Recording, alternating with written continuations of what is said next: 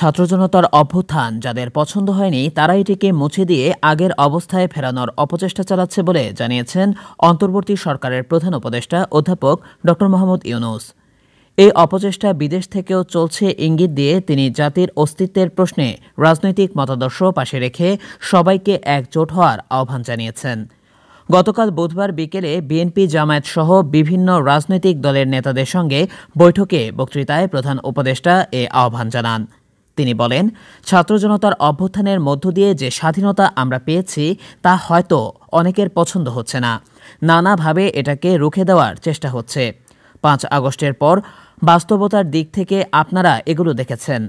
আমরা নতুন যে বাংলাদেশ গড়ে তোলার চেষ্টা করছি সেটাকে ধামাচাপা দিয়ে আরেকটি কাহিনী তারা রচনা করার চেষ্টা করছে। সারাক্ষণ একটা রূপরেখা তারা দিয়ে যাচ্ছে। এটা যে এক দেশের মধ্যে সীমাবদ্ধ রয়েছে তা নয়, বিদেশের বিশেষ বিশেষ বড় বড় দেশের মধ্যে এটা ছড়িয়ে গেছে।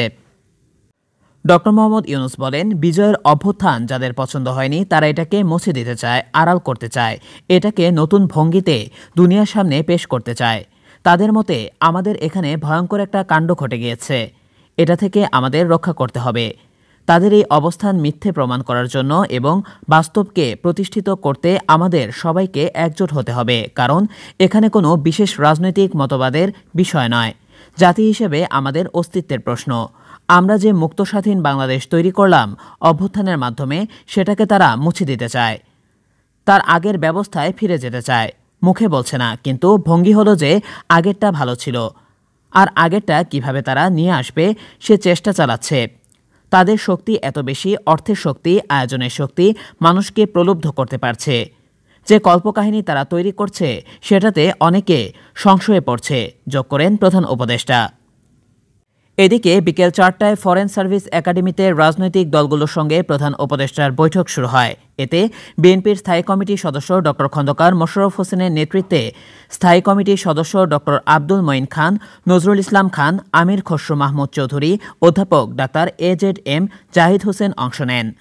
জামায়াতে ইসলামের পক্ষে অংশ নেন দলের আমির doctor Shafiqur Rahman, secretary general অধ্যাপক মিয়া গোলাম পরওয়ার, নায়েবে আমির অধ্যাপক মুজিবুর রহমান, সহকারী সেক্রেটারি জেনারেল মাওলানা আব্দুল হালিম।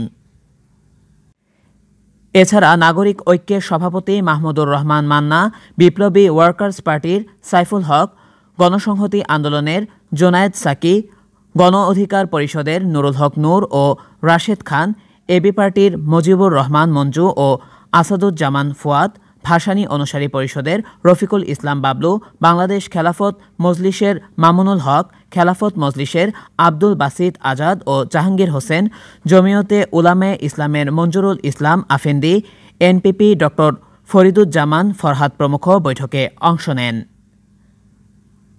জুনায়েদ আহমেদ সৈকত, ডেস্ক রিপোর্ট, ডেইলি জবাবদিহি।